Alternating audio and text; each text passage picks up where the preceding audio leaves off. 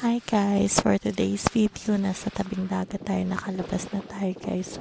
So ngayon, in-enjoy ko lang sila kasi ang sarap na naman ng weather ng outside kung bakit di ko na sila ilalabas. So nakita nyo naman, nag-enjoy sila sa mga nilalaro nila. Dumay na ng kamay. Syempre, di mawawala sa atin, magbabayin tayo ng ice cream. Hindi pala yan ice cream, kundi popcorn lang pala yan. Hindi natin pwedeng bitbitin ng ice cream dyan, baka madali lang kasing matunaw. Dala tayo ng mga drinks, water, at saka iba-iba pang mga pagkain natin dyan. May biscuit.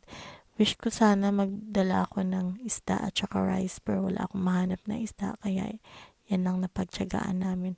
So ako na pala, nauna na pala ako dyan habang pinapanood ko sila. So nagutom ang mami nyo, kaya kumain-kain na din ako.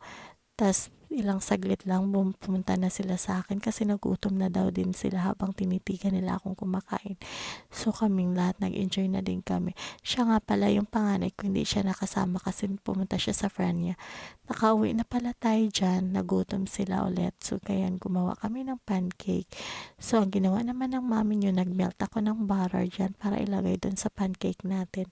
So tulungan kami sa lahat na magawaing bahay since lumipat na ako at nag-iisang mami na ako sa 4 na anak ko, kaya andyan lang buhay ko ngayon.